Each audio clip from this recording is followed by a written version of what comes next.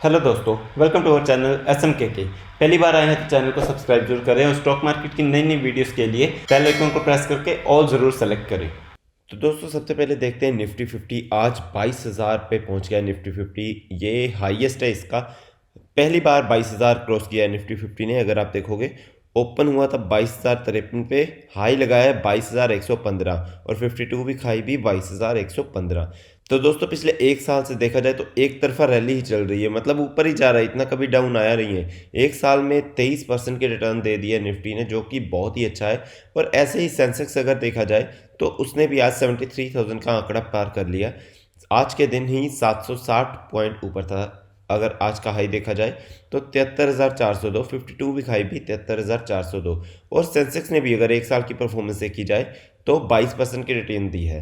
तो दोस्तों record high पे चल रहे हैं, डरने की बात है? जी हाँ, बिल्कुल हो सकती है, लेकिन इतना भी डरने की बात नहीं है, क्योंकि आप सबको पता है कि अगर करेक्शन भी होगा तो थोड़ा बहुत होगा। At the end Nifty Sensex ऊपर ही जाएगा। और इतना भी डरने की बात नहीं है दोस्तों, क्योंकि इंडिया फाइनेंशियली बहुत अच्छा ग्रो कर रहा है। तो अगर आप सोचते हो कि आप लेट हो चुके हो पैसा डालने के लिए मार्केट में, तो दोस्तों अगर आप लॉन्ग टर्म के लिए जाना चाहते हो तो आप कभी भी लेट नहीं हो मार्केट में पैसा डालने के लिए। लॉन्ग टर्म के लिए हमेशा आपको फायदा ही होगा। अभी हम मल्टीपल स्टॉक्स कवर कर लेते हैं और सबसे पहले देखते हैं जिसका इन्वेस्टर्स को बेसब्री से इंतजार था, जिसके कल ही नंबर आए हैं, वो है डीमार्ट। हालांकि नंबर ठीक ठाक आए थे, इतने अच्छे नहीं आए थे, खराब भी नहीं आए थे, लेकिन परफॉर्मेंस ज़रूरी था कि डीमार्ट कैसा करता है। शुरुआत अच्छी हुई थी, शुरुआत में काफ़ी अच्छा परफॉर्म किया डीमार्ट ने, लेकिन गिरते गिरते सिर्फ 0.37% की ही तेज़ी रह गई। और मतलब अगर एक साल में देखा जाए ना तो डीमार्ट में कुछ ज़्यादा तेज़ी आई नहीं है। ये देखिए 5 साल का अगर देखोगे तो लॉकडाउन में कितना था, लॉकडाउन क्या स्टार्टिंग से देख लेते हैं, 1300 से लेके 5500 तक गया था ये। और उसके बाद से काफ़ी लंबा कंसोलिडेटेड फेज चल रहा है, और ये कितनी देर चलेगा अभी पता नहीं है। मतलब कुछ ऐसी खबर आ जाए कि ये अचानक से भाग जाए, ऐसा अभी सुनने में भी नहीं आ रहा। लेकिन डीमार्ट वैसे अच्छा स्टॉक है, लॉन्ग टर्म के लिए आपको ये प्रॉफिट ही बना के देगा, कभी नुकसान में नहीं आने देगा।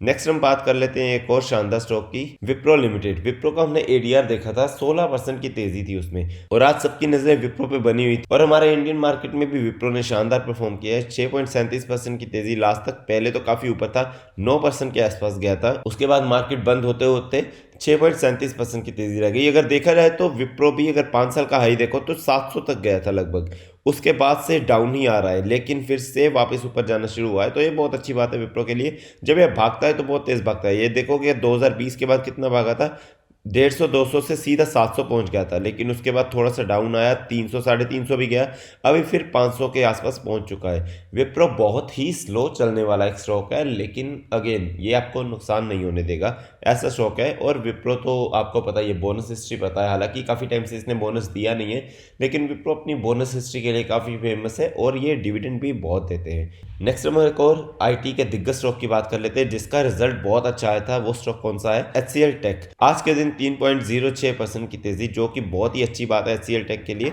और अगर देखोगे तो 5 साल में HCL टेक ने अच्छा रिटर्न बना के दिया, 228%। मतलब अगर TCS या इन्फोसिस से कंपेयर किया जाए ना तो इसने डबल रिटर्न बना के दिया है। TCS और इन्फोसिस का मात्र 100% रिटर्न होगा, क्योंकि वो भी एक तरह से रिस्क फ्री कंपनीज है, और HCL टेक में भी बहुत कम रिस्क रहता है। तो आप चाहो तो इसमें भी जा सकते हो, बहुत ही शानदार कंपनी, और डिविडेंड भी बहुत अच्छा देती है। हालांकि डिविडेंड के चलते किसी कंपनी में जाना नहीं चाहिए, लेकिन HCL टेक एक्चुअल में बहुत अच्छी कंपनी है, आप चाहो तो बेझिझक इसमें जा सकते हो। नेक्स्ट हम बात करते हैं निफ्टी को चलाने वाली एक बहुत ही अच्छी कंपनी, रिलायंस। रिलायंस इंडस्ट्रीज को भी बहुत से टारगेट मिल रहे हैं, और वो बिल्कुल टारगेट के अकॉर्डिंग परफॉर्म कर रहा है। आज के दिन 1.63% की तेजी थी, लेकिन अगर 5 दिन में देखा जाए तो 7% की, एक महीने में देखा जाए तो 10% की। और रिलायंस के टारगेट भी जो है वो 3-3 हज़ार तक है।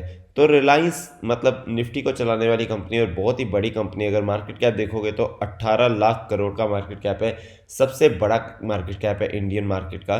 तो दोस्तों बहुत ही शानदार कंपनी है। और रिलायंस का ही एक और पार्ट, जियो फाइनेंशियल सर्विसेज, आज के दिन 4.82, हालांकि एक टाइम पे ये 7-8% ऊपर था, उसके बाद थोड़ा सा नीचे आया, 4.82% की तेज़ी फिर भी थी। और जियो का रिजल्ट आने वाला था, तो रिजल्ट आ चुका है, वो देखते हैं। तो रिजल्ट आपके सामने रुपीज़ इन करोड़ में वैल्यू है।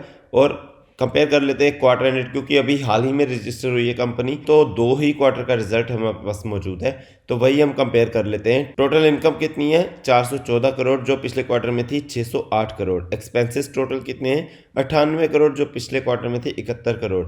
और सीधा हम चल देते हैं profit after tax, profit after tax कितना है 293 करोड़, जो कि पहले था 668 करोड़। तो प्रॉफिट तो कम हो गया है। ये कुछ अदर इनकम है 9000 करोड़ की, जिसके चलते इतना जो है वो प्रॉफिट बन गया है। लेकिन अगर आप ईपीएस देखोगे तो ईपीएस पहले क्वार्टर से कम है, 1.05 से कम हो गए 0.46 हो गया है। तो दोस्तों कल के दिन देखना पड़ेगा कि जियो फाइनेंशियल सर्विसेज कैसा परफॉर्म करता है, लेकिन अभी नई कंपनी है तो रिजल्ट से इतना कोई फर्क नहीं पड़ना चाहिए। नेक्स्ट हम चल लेते हैं कुछ रेलवे स्टॉक्स की तरफ जो कि बहुत ही अच्छा कर रहे हैं।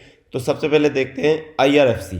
आईआरएफसी आज के दिन 16% की तेजी, 5 दिन में देखोगे तो 30% की तेजी, बहुत ही शानदार भाग रही है आईआरएफसी यार। मतलब आईआरएफसी तो बुलेट ट्रेन की रफ्तार से भाग रही है। और अगर दूसरा देखा जाए कौन सा है, आरबीएनएल, आज के दिन 8.73% की तेजी। अगर 5 साल का परफॉर्मेंस देखा जाए तो 1018% की तेजी। आईआरएफसी का 5 साल का परफॉर्मेंस देखें 432% की तेजी। तो दोस्तों आपको लगता है अगर कि आप लेट हो गए हो तो मेरी मानो आईआरएफसी और आरबीएनएल अभी भी बहुत अच्छे स्टॉक है, ये बहुत आगे तक जाने वाले। अगर आप अभी भी जाना चाहते हो तो आप बिल्कुल जा सकते हो। अगर करेक्शन भी होगी ना तो कल को फिर ऊपर चला ही जाएगा, ऐसे स्टॉक है। लेकिन इन स्टॉक्स में तेजी क्यों आ रही है वो देख लेते हैं। कुछ और स्टॉक्स है रेलवे के, वो भी कवर कर लेते हैं। रेलटेल में अगर आज देखा जाए तो 3% की तेजी, आरकॉन में देखा जाए तो लगभग 4% की तेजी। और अगर आईआरसीटीसी की बात की जाए तो उसमें थोड़ी कम थी, पहले थोड़ा ऊपर गया था लेकिन उसके बाद 1.70% की तेजी। लेकिन देखते ही देखते आईआरसीटीसी भी 967 पे पहुंच गया। अगर आप 6 महीने पहले देखोगे, 6 महीने की बात करते हैं, 6 महीने पहले कितना था ये देखिए, 600-700 के पास था और 967 पे पहुंच गया है। बहुत ही अच्छा परफॉर्म किया है इसने 6 महीने में। और आईआरसीटीसी बहुत ही अच्छा स्टॉक है, रेलवे के सारे स्टॉक अच्छे हैं। अब इनमें इतनी तेजी क्यों आ रही है वो देख लेते हैं, क्योंकि बजट आने वाला है। ये देखिए, railway PSU stock including IRCTC, IRFC, RVNL, Indian railway construction limited, IRCON have been performing exceptionally well and giving good returns to the shareholder in last 6 months. The railway stocks are in focus ahead of union budget. तो budget आने वाला है 2024-25 का, जो कि 1 Feb को schedule है। तो दोस्तों गवर्नमेंट ऑलरेडी बहुत ही अच्छा कर रही है इंडियन रेलवेज के लिए, तो इसीलिए उम्मीद जताई जा रही है कि शायद इस बजट में भी रेलवे के लिए अच्छी न्यूज़ आ जाए। तो इसीलिए रेलवे स्टॉक्स इतना भाग रहे हैं। और हाँ, रेलवे स्टॉक्स बहुत अच्छे हैं, आप चाहो तो इसमें जा सकते हो, लॉन्ग टर्म के लिए बहुत अच्छे हैं, क्योंकि रेलवेज कभी बंद नहीं होने वाली, इंडिया की ग्रो ही करेगी आगे। तो दोस्तों इसीलिए रेलवे स्टॉक काफ़ी अच्छे हैं। नेक्स्ट और लास्ट स्टॉक की बात कर लेते हैं, यश केमिक्स। इसको मैं क्यों कवर कर रहा हूँ, क्योंकि आज 20% की तेजी थी, लेकिन बहुत ही छोटी कंपनी है। मार्केट कैप देखोगे तो 80 करोड़ का मार्केट कैप है और प्राइस भी देखोगे तो 78 रुपीज़ है। तो दोस्तों कोई भी न्यूज़ हो सकती है जिसके चलते ये भाग रहा है। तो आपको क्या होता है कि पब्लिक क्या है, इतनी तेज़ी देख के ना सोचती है कि यार कल इसमें इन्वेस्ट कर देंगे तो इतने कमाई हो जाएगी या इतने पैसा बना लेंगे। दोस्तों हर रोज़ ऐसी तेज़ी नहीं आती, कुछ न्यूज़ आई होगी शायद जिसके चलते ऐसी तेज़ी आ गई इसमें। लेकिन छोटे स्टॉक से सावधान रहना चाहिए, बहुत ज़रूरी नहीं होता कि ये रोज़ के रोज़ ही ऐसा परफॉर्म करें। आज 20% है, कल ये 20% डाउन भी आ सकता है। अगर इसकी मैक्सिमम परफॉर्मेंस या 5 साल की परफॉर्मेंस देखोगे तो ज़्यादा कुछ नहीं है। देखो 11% की तेज़ी है सिर्फ, और इसमें 20% की तो आज की ही तेज़ी है। तो दोस्तों ऊपर जाके नीचे आया हुआ है, ये 100 पर भी गया था, उसके बाद नीचे। मैक्सिमम परफॉर्मेंस देखोगे तो थोड़ा सा ऊपर ही लगेगा, क्योंकि स्टार्ट जब हुआ था ना तब तो बहुत छोटा था, लेकिन उसके बाद कैसे अप डाउन चल रहा है वो आप देख ही सकते हो। तो दोस्तों छोटे स्टॉक्स में इन्वेस्ट करने से पहले ये ज़रूर सोचना चाहिए कि क्या करना चाहिए नहीं। अब मैं आपको कंपैरिजन बताता हूँ, ये कितने का है, 78 रुपीज़ का। और अगर आईआरएफसी पे देखा जाए तो 132 का, लेकिन मार्केट कैप कितना है, 1.70 लाख करोड़ का, बहुत बड़ा मार्केट कैप है। और यश केमिक्स का मार्केट कैप कितना है, 80 करोड़ का। तो दोस्तों ये स्टॉक्स में डिफरेंस होता है कि किसमें आपको वेल्थ बना के देनी है और किसने आपको 2-3 दिन की अच्छी इनकम देनी है। ये नुकसान भी करा सकते हैं, लेकिन आईआरएफसी जैसे स्टॉक्स मोस्टली प्रॉफिट में ही रहते हैं। तो दोस्तों सिर्फ आज की तेजी देख के इसमें इन्वेस्ट करने मत जाना, आप इसको स्टडी करो, अगर फिर भी आप जाना चाहो तो ही इसमें जाना। तो दोस्तों मैं उम्मीद करता हूँ आपको ये वीडियो बहुत पसंद आई होगी। ऐसे ही स्टॉक मार्केट की नई नई वीडियोस के लिए चैनल को सब्सक्राइब जरूर करें और बेल आइकन को प्रेस करके ऑल ज़रूर सेलेक्ट करें। थैंक यू दोस्तों।